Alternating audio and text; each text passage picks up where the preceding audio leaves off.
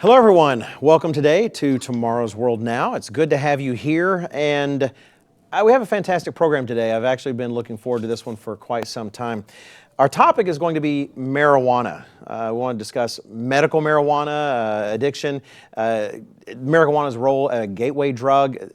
Right now we're in a society that is leaning, I would say rushing, towards legalizing it on almost every level of society. And we have a panel of guests to discuss that today. And it's hard for me to think of many more people that would be as qualified as they are to discuss this topic. First, right here to my left is Dr. Scott Winnail. And Dr. Winnail has a PhD in health education from the University of Alabama. He's an MS-PH in public health. He's done a lot of publication research concerning adolescent health and risk behaviors, and has spent 20 years in the university system instructing young people and discussing these kinds of topics with them. Welcome to the program today, Dr. Winnail. You bet.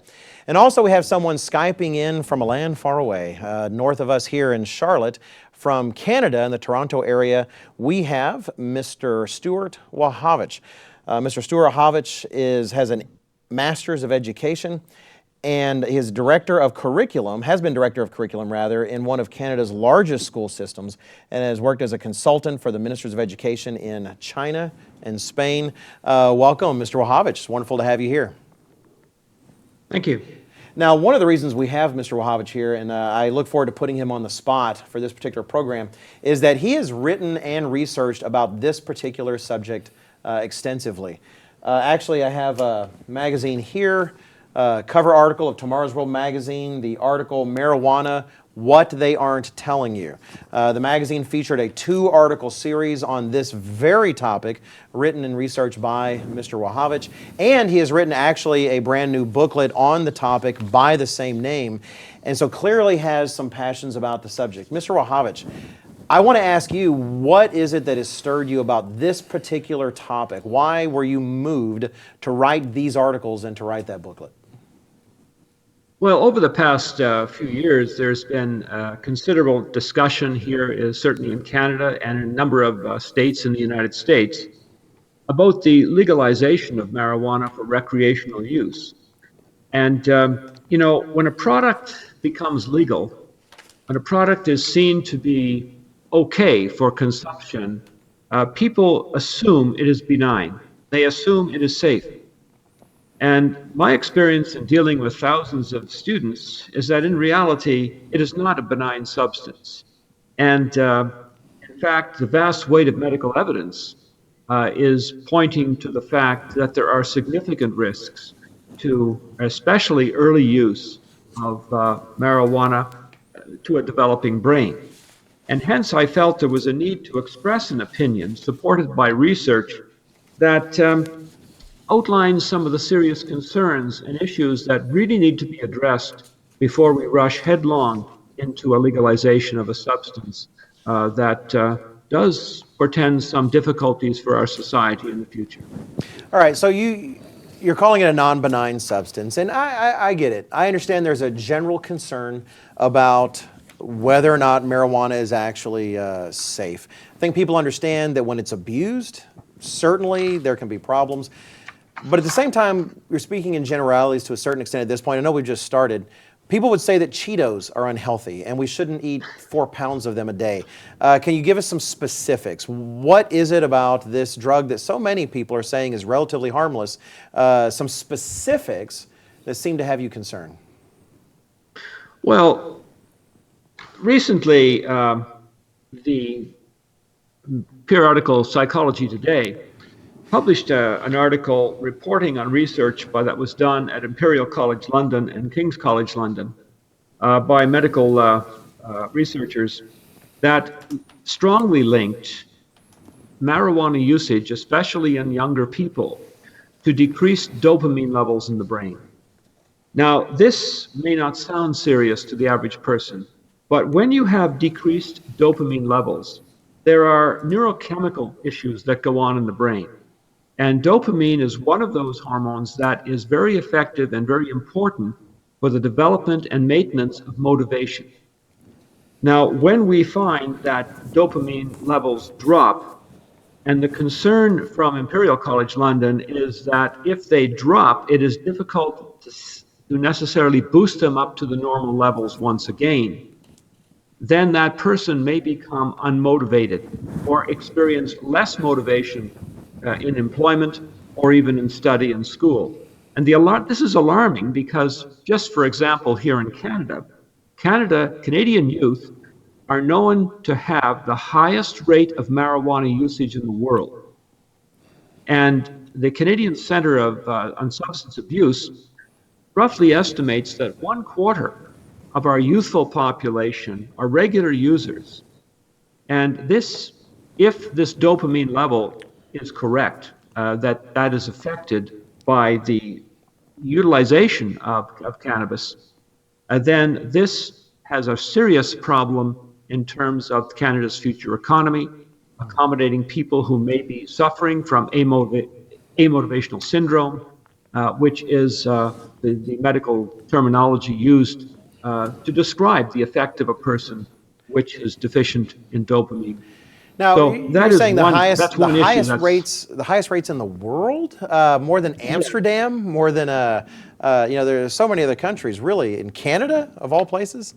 In Canada, the Canadian Centre on Substance Abuse and Addiction has reported that, at least from the ones who admitted it, 22% of youth and 26% of young adults are regular users of marijuana in Canada. Right. In Wow. all likelihood, the number is higher, but that's what was reported. And that's regular usage, right? That's not just experimenting. That's regular usage. That's not just once in a while. That's startling. That's amazing. What about Dr. Winnale? Any specifics? What's so wrong? There's a whole litany of issues. I've actually got a copy of a report here that the National Institute on Drug Abuse, NIDA, put out on marijuana. Last year, they've updated the numbers in just December 2017. This National Institute of Drug Abuse is in the NIH, the National Institutes of Health. So this is a federal document that really compiles the research, the known research on marijuana. One of the things that jumps out at me actually is cognitive impairment. And we're not talking about cognitive impairment while someone is high. I think nobody would dispute that, right. Even users. But it's the cognitive impairment that occurs in the long term because of the use. For example, there was a study that came out of New Zealand that showed that people who began using smoking pot when they were adolescents, actually had a cognitive decrease in their IQ of up to 8 points. What's interesting is that if they quit smoking 10 years later, right. they didn't gain that back. So a permanent loss. In other words, not just down while they're using, but actually lost forever. Exactly. Wow. The THC in marijuana, the active drug ingredient, actually does a number of things in the brain. It actually will shrink certain areas of the brain that the body needs to function cognitively, with its motor skills, etc. Actually decreasing the number of neurons in those areas of the brain. I know y'all are just giving me not the entire list of negatives that have been seen, but from what you're talking about, and in particular what you were saying, Mr. Wachowicz, it sounds like you're talking potentially transforming the culture of a whole country. I mean, really changing, radically altering an entire generation. Is that what you were indicating was on your mind, Mr. Wachowicz? Oh, we have a frozen screen for Mr. Wachowicz. I'm sure that he is more active than we're currently seeing him right now. But from what you're saying, Dr. Scott. Yeah, it's becoming more and more used. I read a statistic earlier today, actually, that roughly 50% of the U.S. population over the age of 18 has tried marijuana, has used it at least once, wow. which is a huge number when you think about it. But as more people begin to use it more frequently, there are going to be side effects that we begin to see on a systemic level. Right. As Mr. Wachowicz was talking about, with the lack of motivation in kids. I mean, with young people, teens, adolescents, they have a challenge, many of them have a challenge with motivation anyway. Do we want to put something on top of them that's going to decrease that motivation even more and put them even more behind the eight ball? I mean, you've taught in public schools, you've taught high school students, and you understand some of those issues. Yeah, even when they all weren't smoking pot, motivation was still an issue. The last thing we want to do is actually hamper them in that way biologically and transform them. Right. No, I think it's a great point. While our crew is working on the technical difficulties of getting Mr. Wachowicz connected, connected again. Let me actually move on to another question, and let me argue on behalf of some of those out there, because I have read Mr. Wojtowicz's article in the magazine, and I know that he argues against even medical marijuana, and people will argue that why shouldn't I actually use this if it's helping me? Maybe I'm going through pains, I've got some sort of medical circumstance, and medical marijuana helps me. Why can't I use it then? What's wrong with it? What would you say to someone who's bringing that point to your attention? I think this is a really good point, and I think we have to be really cognizant of why people are using this. In most cases, it's for pain, and it's for chronic pain. It's not just I stubbed my toe or I cut myself. This is, I've got chronic back pain that nothing else works for. And one of the things we have to think about with medical marijuana use is it technically medical marijuana that's prescribed by a doctor and it's in a pill form where they've actually taken out the psychoactive ingredient, so you can take it and you're not experiencing the psychoactive effects? Or is it, I'm using it for medicinal purposes, but I'm smoking a joint to get it? And I think those are two different aspects, because the smoking the joint is going to put you in a state where you're not cognitively aware. You're high. Whereas the other one is not a whole lot different than taking just about any other medication that a doctor prescribes. There's lots of side effects still. Most drugs you take, whether they're over the counter or prescribed by a doctor, there are side effects too. But a little bit different if they take the psychoactive component out of, the THC out of the medicine. Actually, someone here on Facebook has asked a question related to that. They asked the question, what about cannabis oils? It has been used by cancer patients and have cured some kinds of cancers. By the way, I should highlight here, we're not prescribing anything on this program. We're not going to tell you, take this drug, don't. I'm just reading a comment from Facebook. It says they've cured some kinds of cancers. Again, Facebook comment. Also, people use it for seizures in children and animals. It's used to stop tremors in patients with Parkinson's. Here he's talking about cannabis oils. It sounds related to what you're talking about. If you could elaborate for this fellow on Facebook. Yeah, I may not elaborate as much on the oils themselves. I think what we've got to understand, and this is a bit of the conundrum, there's a lot of circumstantial evidence out there that this works for me. But with much of the medical marijuana and marijuana in general, we really are lacking in science to back certain things up. I've got a study here. There's a new book that just came out. It's a report on the health effects of cannabis and cannabinoids, the current state of evidence and recommendations for research, 2017. And basically what it's pointing out from the research is we don't know a lot about the real effects. We know, for example, that cannabis seems to help with chemotherapy-induced nausea. It seems to help with certain chronic pain and with multiple sclerosis-related spasticity. It's when the muscles curl up. Okay. But it seems to. We don't have hard data yet, a lot of hard data, and beyond that, we really don't have much data. So we're extrapolating beyond the data, and when it does work, these are controlled studies with controlled amounts, not self-medication. And we don't know how that works. How does it work when you smoke a joint or when you put it in a brownie? Does it have the same effects? Right. Okay.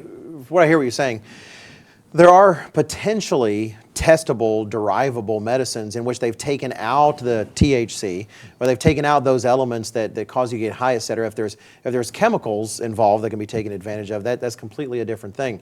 But when you're talking about medical marijuana, then you're really talking about an industry that doesn't go through, at least hasn't gone through, the same levels of research, the same levels of, I mean, if you look at in the United States, the FDA, and the kind of trials a drug has to go through before something is approved, et cetera. And what you're saying, it sounds as though, is that medical marijuana just hasn't been through that kind of level of research.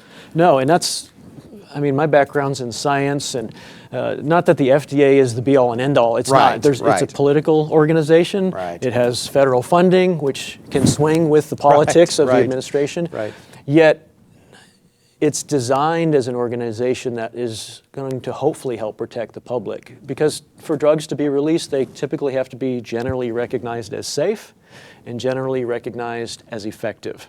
And if they're not both safe and effective, at least in some areas that they've been tested in, we don't release the drug. Yet, medical marijuana has sort of bypassed that. Right. And we've rushed it to the market, if you will, but not with the science behind it. And what's really interesting is many of the policymakers know and understand that, but they still allow it to happen anyway.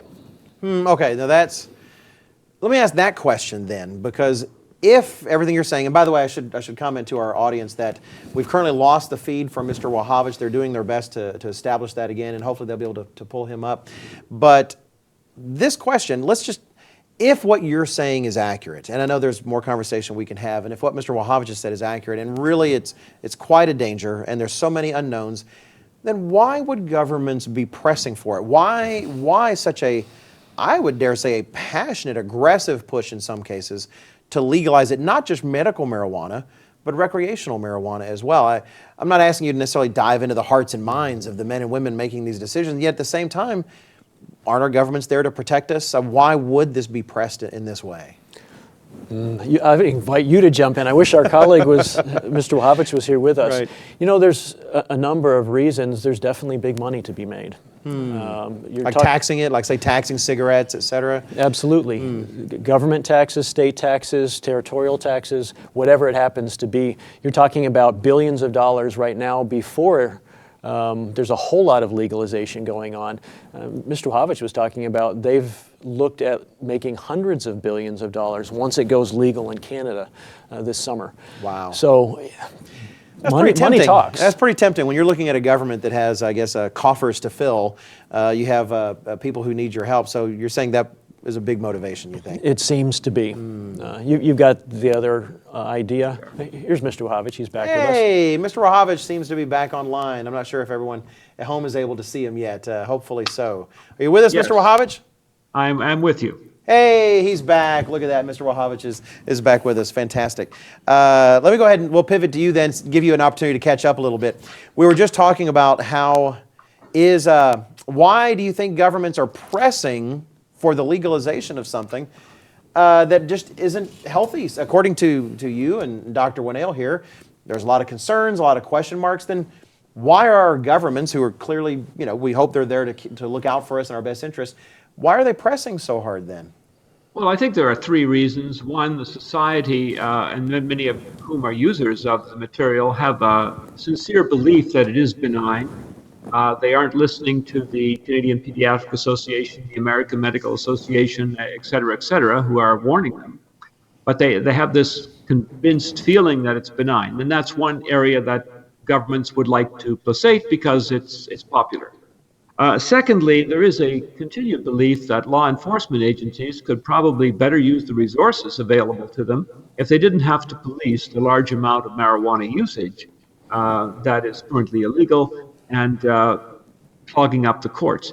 This is a belief. I'm not sure it's a valid belief for other reasons we may talk about later, but that's a second belief. And the third one, of course, that they don't want to talk about is the massive amount of profits governments can take in from a sale of marijuana, which is huge. It's in the billions of dollars. You just take a look at Colorado, you take a look at Washington State, you can take a look at what's planned for Canada, which is in the multiple billions of dollars on a monthly basis, being projected as revenue both to the provincial coffers as well as the federal government. So it seems to be those are the major reasons. They must be, because the collective voice of the medical side of the coin, both from the Canadian Medical Association, the American Medical Association, the Pediatric Associations, and the medical research capacity, both in Britain, Canada, and the United States, are all giving the same message.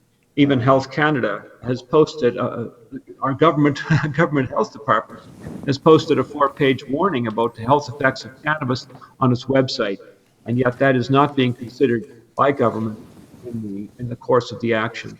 So obviously profit, the feeling it's benign, and this reason that law enforcement could better use resources elsewhere seem to be the three motivating factors. Based on what you just said, I think there's two things we can try to capitalize here on the program. And I appreciate one thing you've said, just so you know, is that you're at least giving some people some credit that they're not out to do evil. They're not out just to think, I can't wait to corrupt, the minds and souls and hearts of all of our youth. And let me put myself in some of those places and ask you a question. You talk about some of the negatives of marijuana, and very often it's associated with as essentially beer in terms of its negative effects. Beer certainly is dangerous. Beer can be a gateway to greater alcohols. It can be abused, and people become terribly intoxicated. Why aren't we banning beer? You're arguing that this substance should not be legalized. Why don't I just extend your arguments and let's take beer out of circulation as well? A lot of people will say that marijuana is no more harmful. We'll start with you, Dr. Winnell, actually. How would you respond to that comment? Well, Mr. Wachowicz, I'm wondering if we're talking about American or Canadian beer. No, in all seriousness, it's a good question, but it's not necessarily a fair question. When we talk about alcohol use, alcohol is used by most users, the overwhelming number of users who use it. They'll sit down, they'll have a beer or two, they will have a glass of wine with a meal. There are no deleterious effects to the mind or the body from that kind of condition. You can ingest beer, wine, even a mixed drink and not be intoxicated. Yet marijuana is a little bit different than that because when you're going to smoke marijuana, you don't not get intoxicated. It is a byproduct of the process. You don't have the option of just having, most people aren't going to take one drag on a joint and say, I'm done. But even then, you've got an intoxication process starting. So it's really not a fair comparison. Mr. Wachowicz, additional thoughts? Well, yes. The other key factor in that is that often the pro-marijuana lobby will compare very moderate marijuana use with heavy alcohol use. Now, we all know that heavy alcohol use is dangerous, it's harmful, and that's been known. Medical science has warned against that for decades. But the other problem is marijuana is a fat soluble. The active ingredient, the THC, that creates the high, is actually a fat-soluble item. It's stored within the body in the fat tissue.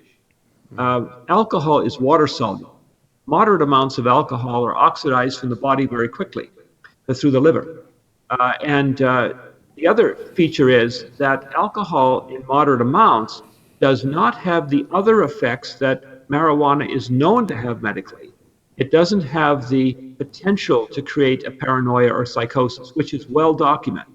It doesn't have the potential to reduce overall cognitive functioning in small amounts.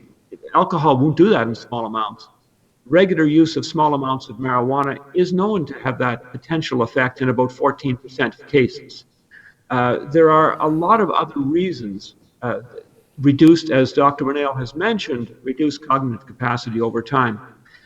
These aren't necessarily associated with alcohol use.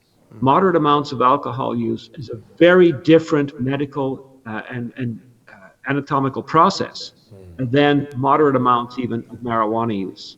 There are particular consequences to that adolescent group, 15 and over, between 15 and 25, which the brain is still developing. Alcohol, in moderate amounts, does not create a thinning of the cerebral cortex, which we know marijuana use can do. And that's a big difference. So I think we need to listen to what the medical profession is saying and take heed of that, because we are talking about something that can create permanent harm. So let me summarize what I think both of you just said. The effects are different. The effects can be long-lasting, and it's just essentially a false analogy. It's not, the analogy between marijuana and beer is just, it's not a good one. It's not accurate. It sort of is an apples to oranges comparison. Yeah, they're different substances. Okay, well, let me put on my, let's say, my advocate hat again and come back at you. All right, well, that's fine. But you mentioned yourself, Mr. Wachowicz, that there's people claim the possibility we can reduce crime.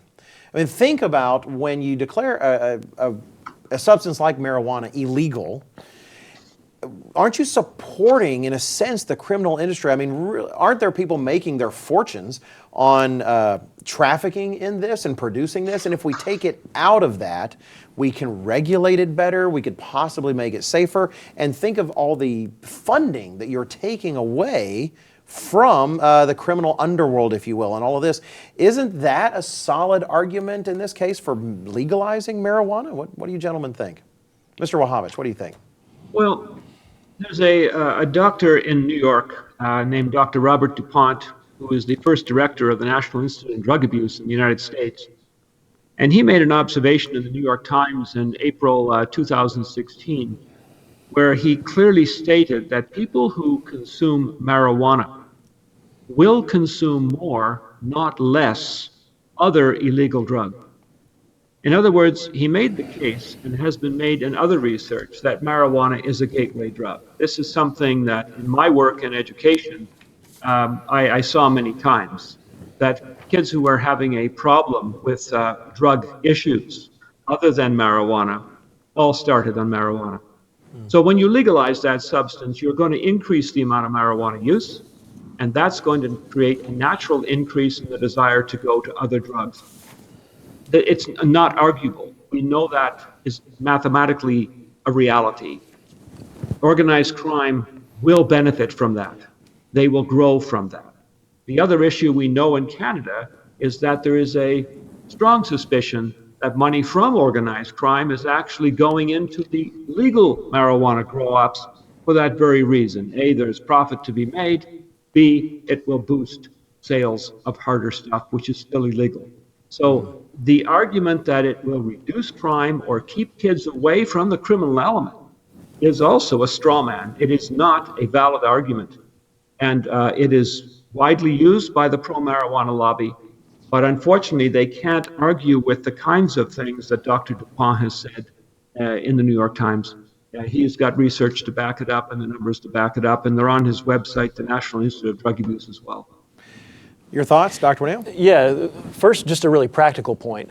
If you have more people who are becoming intoxicated through use of marijuana, when you're intoxicated, are you more or less likely to commit crime? I think that piece can speak for itself.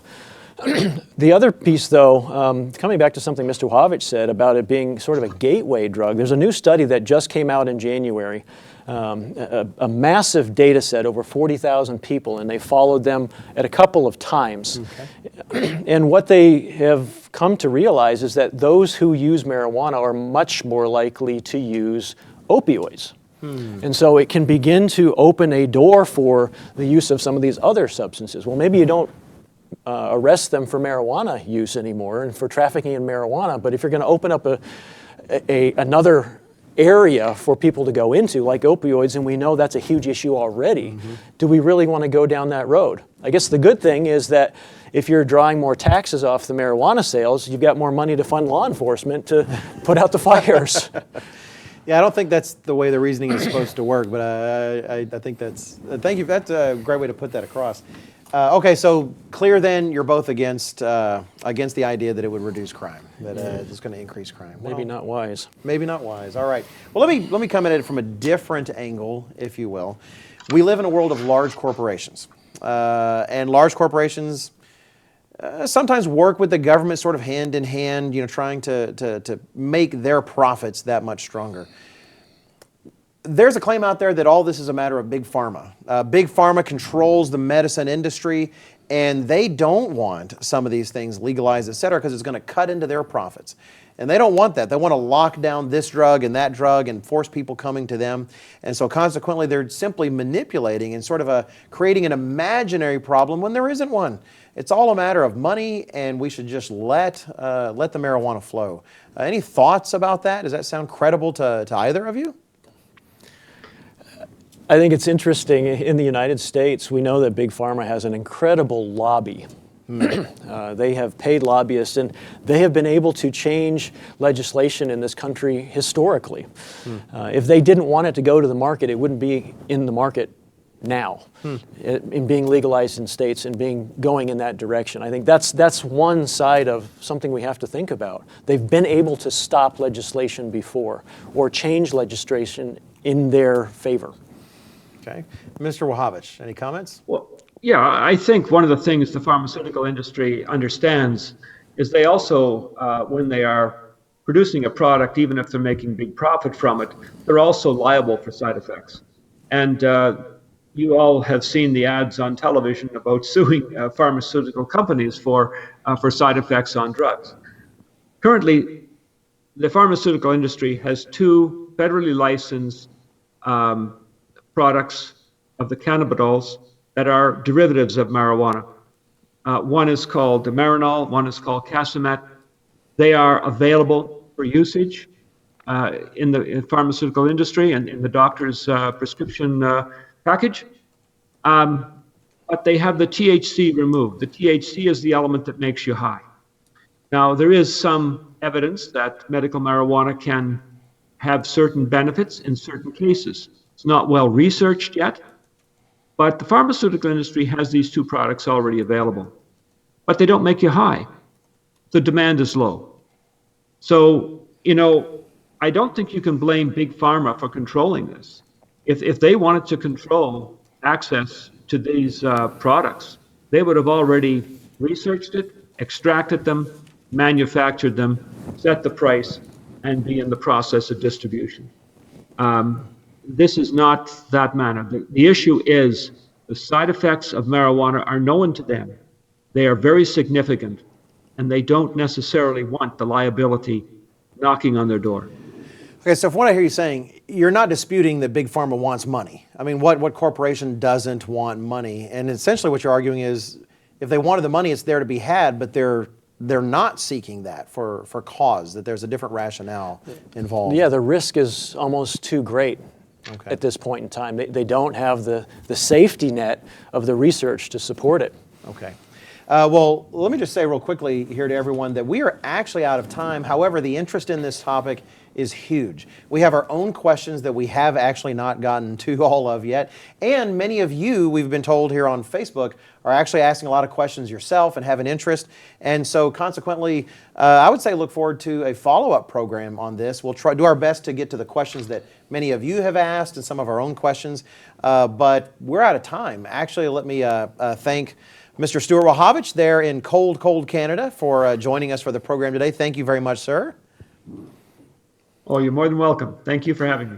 And Dr. Scott Winnell, thank you very much for being on the program and helping us sort through what is a very, very important topic for society today. You're welcome. It's been fun. Oh, good. All right. And thank all of you for joining us. Please do come back next Thursday here at this same time. Program at 3 o'clock. You can watch us on Facebook or on YouTube. Thank you very much and have a great day.